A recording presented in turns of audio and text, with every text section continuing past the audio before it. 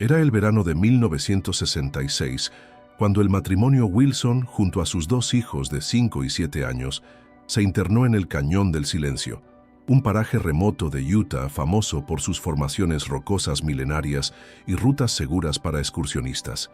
Iban bien equipados, con mochilas medianas, ropa beige y la experiencia suficiente para una caminata de 2 días. Nunca regresaron. Lo más desconcertante fue que no dejaron rastro alguno. No había señales de lucha, extravío ni accidente visible. Solo el silencio, un silencio denso, imposible de explicar. El caso fue cerrado como desaparición sin evidencia. 59 años después, un dron de exploración capta algo en una grieta olvidada. Señales térmicas, restos metálicos y fragmentos de tela humana. ¿Cómo llegaron ahí? ¿Qué los atrapó? La historia que estás a punto de escuchar es inquietante. Coméntala, compártela y suscríbete si quieres más casos tan desconcertantes como este. La familia Wilson no era muy distinta de cualquier otra familia de clase media americana de los años 60. Thomas Wilson, de 36 años, era ingeniero civil. Su esposa, Margaret, tenía 34 y trabajaba como bibliotecaria en una escuela primaria del condado de Salt Lake, Utah. Eran un matrimonio unido, amable, reservado, de esos que apenas aparecen en las páginas del periódico ni levantan rumores en la vecindad. Sus hijos, Emily y Nathan, eran pequeños curiosos, con esa mirada que todavía no conoce la maldad del mundo. Nathan, el mayor, tenía 7 años, Emily 5. Sus risas llenaban la casa modesta de los Wilson, ubicada en un tranquilo suburbio rodeado de pinos, donde el mayor escándalo era cuando un ciervo bajaba a mordisquear el jardín. Lo que diferenciaba a los Wilson, sin embargo, era su amor por la naturaleza. Desde su primer año de casados, Thomas y Margaret organizaron una excursión al menos una vez por verano. No eran escaladores extremos ni exploradores temerarios, sino amantes del aire puro y los caminos sin asfaltar. Thomas llevaba un diario donde anotaba cada ruta, cada encuentro con un zorro o un ciervo, cada fogata encendida bajo las estrellas. Cuando nacieron sus hijos, adaptaron las rutas a su edad y resistencia, enseñándoles desde temprano a leer mapas, a orientarse con el sol y a respetar los senderos. En julio de 1966, Thomas planeó una ruta que consideraba ideal para la primera caminata larga en familia. El destino, el Cañón del Silencio, un nombre que parece sacado de una novela de misterio, pero que en ese entonces no tenía ninguna connotación siniestra. Era un cañón angosto, de paredes rojizas erosionadas por siglos de viento y agua, con una ruta señalizada por el gobierno estatal y usada regularmente por excursionistas. A pesar de su apariencia árida, estaba lleno de vida, lagartijas, halcones, cactus en flor y un silencio majestuoso solo interrumpido por el viento que se colaba entre las grietas de las rocas. La ruta, según los mapas topográficos de la época, podía recorrerse en 2 días, con un pequeño claro para acampar cerca del kilómetro 10. Había un riachuelo que brotaba de una vertiente subterránea en esa zona, lo que facilitaba la hidratación. No se registraban accidentes en los últimos 5 años. Las condiciones eran óptimas, y nadie, ni Thomas, ni las autoridades del parque, tenían motivos para preocuparse. El día de la partida, el 17 de julio de 1966, amaneció despejado. Thomas anotó en su diario: partimos a las 7:45 am, clima perfecto. Los niños están emocionados. Margaret hizo sándwiches de mantequilla de maní y mermelada. Llevamos agua suficiente y ropa ligera, mochilas listas, todo está en orden. Testigos los vieron en la entrada del sendero, en el punto donde comienza la ruta marcada con estacas de madera pintadas de rojo. Un guarda forestal los saludó. Les recordó que registraran su entrada en la libreta del puesto, algo que hicieron, y les deseó buen viaje. Margaret llevaba un sombrero blanco de ala ancha. Emily tenía un peluche de jirafa colgado del cinturón de la mochila. Nathan insistía en ser quien consultara el mapa, orgulloso de su nuevo conocimiento de orientación. Desde ese momento, el mundo pareció tragárselos. Durante años, ese viaje fue recordado por familiares, amigos y vecinos como un retrato congelado de la felicidad familiar. Un instante dorado que se volvió fantasmal por su repentina desaparición.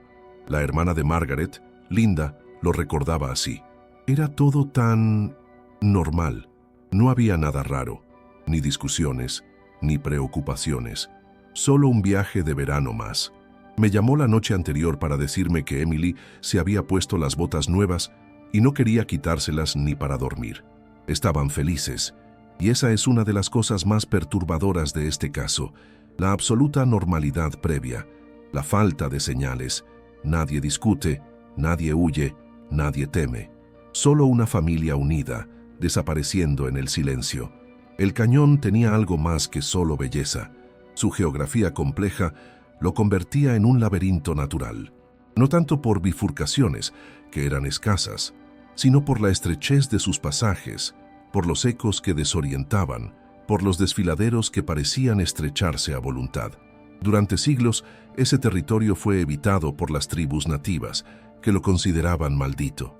Aunque para los años 60 eso ya se consideraba mera superstición, Thomas, en su planificación, había revisado mapas del servicio geológico. Había trazado con lápiz azul la ruta y calculado los puntos de descanso. Era metódico. Su bitácora incluso contenía estimaciones de consumo de agua por tramo. ¿Cómo un hombre tan organizado pudo simplemente desaparecer? Durante los días previos, el matrimonio estuvo organizando cada detalle del viaje. Compraron comida deshidratada, repelente de insectos, una linterna adicional y un nuevo rollo de película para la cámara Kodak de Margaret. Incluso renovaron la cuerda de seguridad por si cruzaban algún tramo escarpado. Nada indicaba improvisación. Sus vecinos recuerdan verlos cargar el coche familiar con las mochilas, las cantimploras y la tienda de campaña de lona color oliva. Thomas condujo con su habitual calma los más de 300 kilómetros desde su casa hasta el punto de acceso al cañón. En el registro del parque, además de la fecha y hora, Thomas escribió: «Esperamos regresar el 19 de julio, antes del anochecer». Nunca regresaron. Cuando pasaron las primeras 48 horas y el auto de los Wilson seguía estacionado en el mismo sitio, comenzaron las preguntas.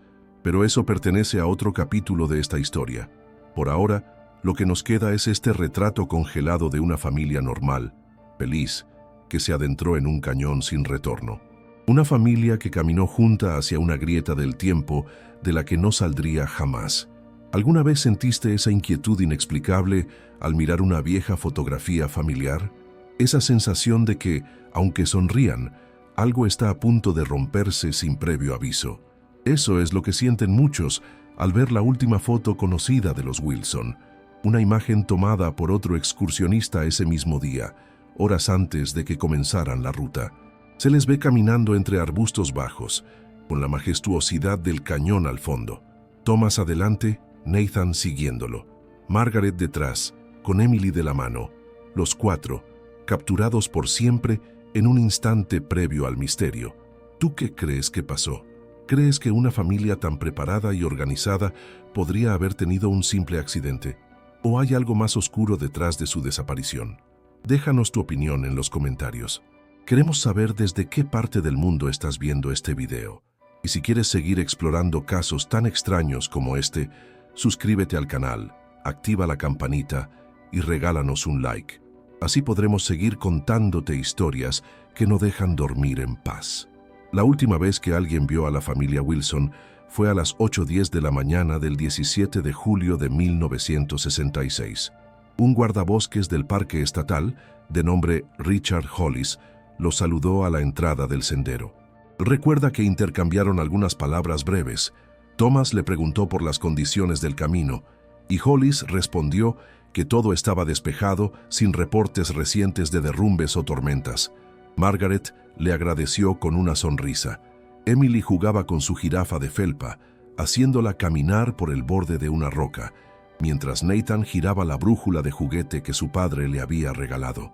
Después de eso, no hay más registros en tiempo real. Lo siguiente es una imagen. La famosa fotografía, tomada por un excursionista llamado Peter Gorman unas horas después, muestra a la familia a lo lejos, caminando en fila india por un tramo plano del sendero. Están enmarcados por las enormes paredes rojizas del cañón. La imagen es nítida, casi poética. con el contraste entre los colores terrosos y la ropa beige de los excursionistas. Según Gorman, que tomó la foto desde un promontorio, ellos no lo vieron. Continuaron su marcha sin prisa, como si tuvieran todo el tiempo del mundo, y quizás lo más perturbador de todo sea esto: se ven tranquilos. Nadie podría imaginar que esa imagen sería el último registro visual conocido de la familia Wilson. No hubo gritos, ni señales de auxilio, ni objetos abandonados en el camino. Desaparecieron como si el cañón los hubiese tragado en un solo suspiro. El plan original era que la familia regresara el 19 de julio por la tarde. Thomas había sido claro al escribirlo en el registro del parque. Por eso, cuando el coche seguía estacionado la mañana del día 20, un segundo guardabosques, Janet Lawton, comenzó a preocuparse. No era raro que los excursionistas se demoraran, pero algo en la perfecta puntualidad del registro de entrada hizo que sonaran alarmas. Se revisó el camino. Al principio parecía que simplemente se habían retrasado, pero al recorrer los primeros 5 kilómetros del sendero, no se encontró ni rastro, ni basura, ni pisadas recientes, ni señales de actividad. La zona es árida, pero el polvo y la arena del camino suelen conservar huellas por varios días. En este caso, solo se veían huellas antiguas y dispersas. Una primera hipótesis fue que se habían salido del camino. Tal vez los niños se desviaron y los padres los siguieron. Pero era difícil imaginarlo. Thomas era metódico y conocía el terreno. Los niños eran pequeños, sí, pero estaban acostumbrados a caminar en grupo. Margaret era especialmente cuidadosa con Emily, que aún se cansaba fácilmente. Otra teoría apuntaba a un accidente súbito, tal vez una caída desde alguna cornisa, pero eso habría dejado evidencia: marcas, gritos escuchados por otros excursionistas, tal vez restos de equipo en la base del acantilado. Nada. Esa noche se hizo un primer recorrido de urgencia por parte del personal del parque. Usaron linternas, gritaron los nombres de cada miembro de la familia, encendieron bengalas. La oscuridad del cañón, sin embargo, era total. Los ecos devolvían sus propios gritos, como si alguien más respondiera desde la piedra. A la mañana siguiente, ya se hablaba oficialmente de desaparición. Se desplegó un operativo de búsqueda que involucró a más de 40 personas: guardabosques, policías estatales, voluntarios locales e incluso un grupo de Boy Scouts entrenados en rastreo. Se usaron perros, helicópteros y mapas detallados de cada grieta del terreno. Y entonces, algo desconcertante ocurrió. En el kilómetro 11 de la ruta, justo después del claro donde supuestamente acamparían los Wilson, se encontró una señal que parecía un intento de comunicación. Una pequeña pila de piedras, dispuesta en forma triangular, con una cinta azul amarrada en la parte superior. La cinta era idéntica a una que, según Linda, la hermana de Margaret, estaba amarrada al peluche de Emily. Era una pista, pero también un enigma. ¿Por qué dejar esa marca? ¿Era un mensaje? ¿Una señal de auxilio? ¿Un símbolo acordado en caso de emergencia? O, peor aún, la evidencia de que alguien más había encontrado a la familia y había dejado eso como rastro. Junto a la pila de piedras había una huella borrosa, demasiado deformada por el viento como para identificar si era humana o animal. La arena lo devoraba todo. Las paredes del cañón, altas y opresivas, parecían observar en silencio como guardianas de un secreto inconfesable. Durante las siguientes 72 horas se cubrieron más de 50 kilómetros cuadrados a la redonda. Se exploraron cuevas, grietas, pasos estrechos. Nada, ni una prenda, ni una lata, ni una hebilla, ni siquiera un trozo de tela. Los Wilson habían desaparecido con todo lo que llevaban, como si nunca hubiesen estado allí. Los investigadores comenzaron a revisar otras posibilidades. Pudo haber habido un derrumbe, un fenómeno geológico súbito. Aunque no se habían registrado sismos en los últimos días, algunos expertos señalaron que ciertas grietas podían colapsar sin previo aviso, especialmente si alguien caminaba sobre ellas en el momento exacto. Pero de nuevo, no había escombros visibles, ni tierra removida, ni grietas nuevas. Solo la misma roca inmóvil, silenciosa, inmutable. Con el paso de los días, los rumores comenzaron a crecer. Algunos hablaban de un culto secreto que operaba en la región, de luces vistas por la noche en lo profundo del cañón. Otros recordaban las leyendas navajas que advertían sobre entidades invisibles que cazaban a los que osaban perturbar ciertos territorios sagrados. Pero la familia Wilson no era imprudente. No se salían del camino, no exploraban sin permiso. No eran turistas inconscientes, sino excursionistas experimentados. Todo en este caso parecía contradecir la lógica. Margaret llevaba consigo una pequeña cámara fotográfica. Si algo extraño ocurrió, quizás ella lo captó, pero nunca se halló la cámara, ni fotos, ni rollo. Todo se esfumó. Incluso la jirafa de peluche de Emily, que solía caer todo el tiempo según sus padres, parecía haber desaparecido del mundo. Lo más doloroso para los investigadores fue ese silencio, ese vacío sin explicación. Con el paso de los días, la búsqueda se fue diluyendo, y la historia de la familia Wilson pasó a ser una más de esas leyendas urbanas que se cuentan entre susurros. Pero hay algo que quedó grabado en la mente de todos los que participaron en esa búsqueda: la extraña sensación de ser observados. Muchos voluntarios reportaron escuchar susurros en las grietas. Otros, sentir que algo se movía a lo lejos, y al acercarse no había nada. Un perro de rastreo incluso se negó a avanzar en un punto específico, retrocediendo con el lomo erizado y temblando sin motivo aparente. ¿Fue un accidente? ¿Un fenómeno geológico? ¿O algo que escapa a la lógica humana? Cualquiera que sea la verdad, el cañón no volvió a ser el mismo. Poco a poco fue quedando fuera de las rutas oficiales. En los años 80 se retiraron los carteles que señalaban el sendero original. En los 90, los mapas dejaron de incluirlo como ruta segura. Y en 2004 fue declarado zona restringida por inestabilidad del terreno. Hoy casi nadie camina por allí, y quienes lo hacen no suelen volver. Pero eso cambiaría en 2025, cuando un dron voló por encima del cañón y captó algo que cambiaría todo. Antes de llegar a eso, ¿tú qué crees que pasó en realidad? ¿Por qué no quedó ni un solo objeto? ¿Qué clase de fenómeno puede borrar el rastro de una familia entera? Déjanos tu opinión en los comentarios. ¿Crees en las explicaciones científicas o crees que hay algo más en ese cañón? Y cuéntanos desde dónde estás viendo este video. Tu opinión nos importa. Suscríbete y activa la campanita para no perderte la continuación de esta historia.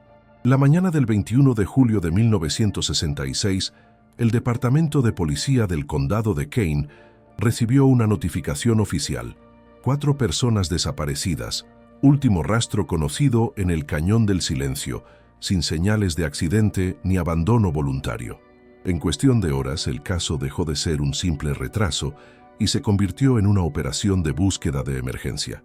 El teniente a cargo, Walter Crenshaw, tenía experiencia en casos de excursionistas extraviados, pero admitió desde el principio que este caso olía distinto. Las palabras exactas que usó al llegar al sitio fueron: "No parece que se hayan perdido. Es como si el terreno los hubiese tragado". Las primeras 48 horas de búsqueda fueron frenéticas. Helicópteros del estado sobrevolaron el cañón en zigzag, descendiendo en los claros más accesibles. Equipos de rescate bajaron por cuerdas en zonas donde el sendero parecía cortarse por acantilados. Se trazaron líneas de búsqueda cada 100 metros y se ordenó a los rescatistas que documentaran cada objeto fuera de lugar, por mínimo que fuera.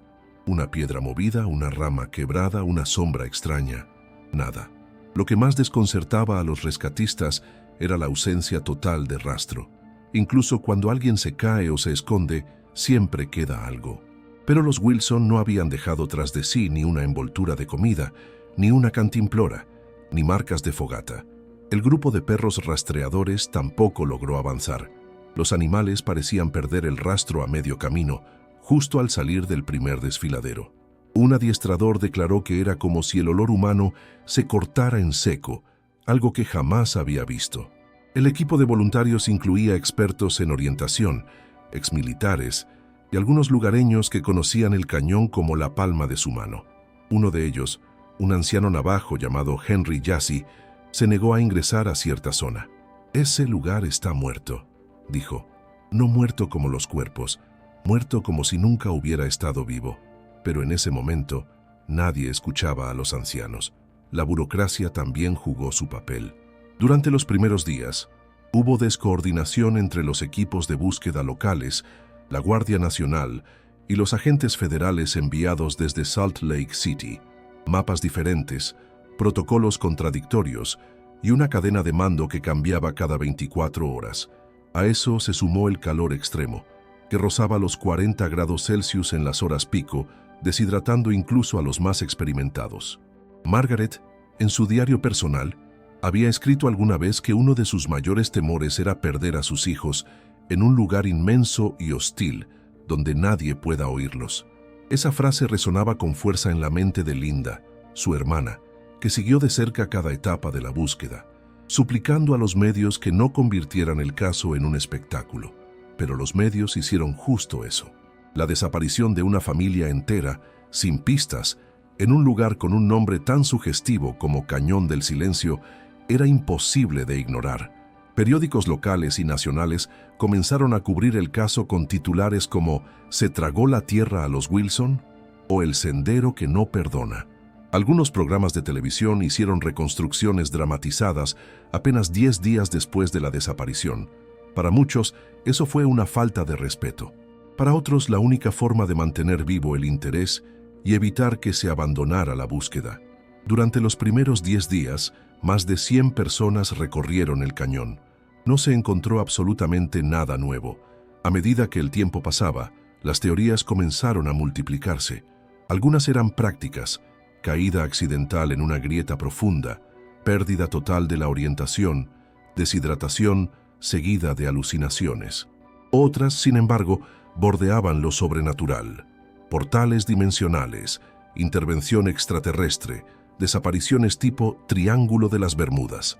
En la desesperación, cualquier posibilidad parecía válida. El sheriff del condado, Bill Dunning, propuso una nueva estrategia: dividir el cañón en cuadrículas y asignar a cada equipo un área específica para revisar con mayor precisión. Pero al tercer día del nuevo plan, 2 voluntarios resultaron heridos por un deslizamiento de piedras. El cañón no solo era un misterio, era peligroso. En una de las zonas más estrechas, un grupo de búsqueda reportó un fuerte olor a hierro como óxido, pero al inspeccionar la zona, no hallaron sangre, ni metal, ni señales de presencia humana. Esa fue la primera de muchas anomalías sin explicación. A la falta de pruebas tangibles, se sumaron los rumores. Una mujer afirmó haber visto una figura pequeña, como de un niño, parada sobre una roca al amanecer, a más de 20 kilómetros del lugar de la desaparición. Cuando se acercó con prismáticos, la figura ya no estaba. Otra persona dijo haber oído gritos apagados, como de alguien atrapado entre las piedras, pero no logró determinar de dónde venían. ¿Eran alucinaciones provocadas por el calor? ¿Ecos distorsionados por la acústica natural del cañón? ¿O algo más? La policía mantuvo el protocolo: buscar pruebas, no historias. Pero con el tiempo, las historias se volvieron lo único que quedaba. Un agente del FBI asignado brevemente al caso propuso traer sensores térmicos y sondas subterráneas. Pero en 1966, esa tecnología era costosa, rudimentaria y muy limitada en áreas tan vastas y abruptas como el cañón. Los intentos por medir cambios de temperatura o detectar cavidades bajo tierra fueron insuficientes y frustrantes, y cada nuevo intento chocaba con los límites geológicos del terreno. Después de 3 semanas, el caso comenzó a enfriarse. Las autoridades redujeron la presencia de equipos en el cañón. Las familias organizaron vigilias, peticiones, cartas al gobernador, pero los recursos eran finitos y la presión mediática se desplazó hacia otros temas. A finales de agosto, el caso Wilson fue archivado oficialmente como desaparición sin evidencia de actividad criminal. Una fórmula burocrática que no calmó a nadie. Lo más extraño es que ni siquiera hubo un cierre emocional. En la mayoría de los casos similares, al menos se encuentra una mochila, una prenda, una nota, algo que sugiera qué pasó. Aquí no hubo nada. Durante años, Linda mantuvo la habitación de Emily tal como estaba. Sobre la cama, la jirafa de felpa idéntica a la que llevaba en el viaje. Era una segunda copia guardada para emergencias. Yo esperaba que un día alguien llamara y me dijera que la habían encontrado, que estaban en un hospital sin recordar quiénes eran. Algo, cualquier cosa menos este silencio. A lo largo de las décadas siguientes, varios exploradores intentaron reabrir el caso por su cuenta. Algunos grabaron videos de expediciones fallidas. Uno de ellos, en los años 90, reportó haber visto una figura humana entre las rocas, pero su cámara se rompió en medio de la filmación. Otro encontró una grieta tan estrecha que apenas podía entrar una persona, pero que se extendía decenas de metros hacia abajo. Aseguró que sintió una corriente de aire cálido desde el interior, lo que podría indicar una cavidad o pasaje. Nunca regresó. Finalmente, en 2004, el gobierno estatal cerró el acceso al Cañón del Silencio. Oficialmente, por razones de seguridad geológica. Extraoficialmente, algunos dicen que fue por la acumulación de testimonios extraños y la imposibilidad de controlar lo que allí ocurría. Y así, durante más de medio siglo, el caso Wilson fue una herida abierta en la historia del estado de Utah. Una historia sin cuerpo, sin tumba, sin conclusión, hasta que en el verano de 2025, un dron autónomo, utilizado para un proyecto de cartografía climática, captó algo imposible. Pero antes de contarte lo que ese dron vio, quiero saber tu opinión. ¿Crees que hubo una falla en la búsqueda? ¿O es posible que el terreno haya ocultado algo más profundo e inalcanzable? Déjanos tu teoría en los comentarios y dinos desde qué país estás viendo este video. Nos encanta leer a nuestra comunidad. Suscríbete al canal, dale like si esta historia te tiene intrigado y no olvides activar la campanita para enterarte de lo que ocurrió 59 años después, cuando todo cambió. En junio de 2025, casi 6 décadas después de la desaparición de la familia Wilson, un equipo de geólogos de la Universidad Estatal de Utah lanzó una serie de drones para escanear el terreno del suroeste del estado. El objetivo era analizar la estabilidad de ciertas formaciones rocosas ante el cambio climático y el incremento de actividad sísmica en la región. Uno de esos drones, equipado con cámara térmica de alta sensibilidad, sobrevoló una sección olvidada del Cañón del Silencio. A simple vista, era un punto más entre miles, una grieta estrecha de apenas 2 metros de ancho, sin sendero visible ni acceso natural. Pero el escáner captó algo inesperado, un leve cambio de temperatura, una mancha térmica inconsistente en el fondo de esa abertura. Cuando los datos fueron revisados en laboratorio, se confirmó que algo en el interior reflejaba calor residual, no humano, pero sí metálico. Y eso no debería existir ahí. Semanas después, un segundo vuelo fue autorizado, esta vez con una cámara de penetración LIDAR y sensores más potentes. El dron descendió apenas unos metros en la grieta antes de detenerse bruscamente. El operador lo describió así: fue como si el aire se volviera denso, no por presión, sino por presencia. En el video, apenas visible por las sombras, se aprecian 3 elementos que cambiaron la historia: una hebilla metálica oxidada, una tela beige deshilachada y lo que parece ser la estructura semicolapsada de una mochila. Los expertos reconocieron de inmediato el modelo de la hebilla, una marca de equipo de senderismo popular en los años 60. La tela también correspondía al tipo usado en las mochilas familiares de esa época. La ubicación era exacta, a solo 1,5 kilómetros de donde los Wilson debían haber acampado. El análisis posterior mostró algo más perturbador. La entrada de esa grieta tenía marcas de colapso reciente. No reciente como semanas, sino geológicamente reciente, menos de 100 años.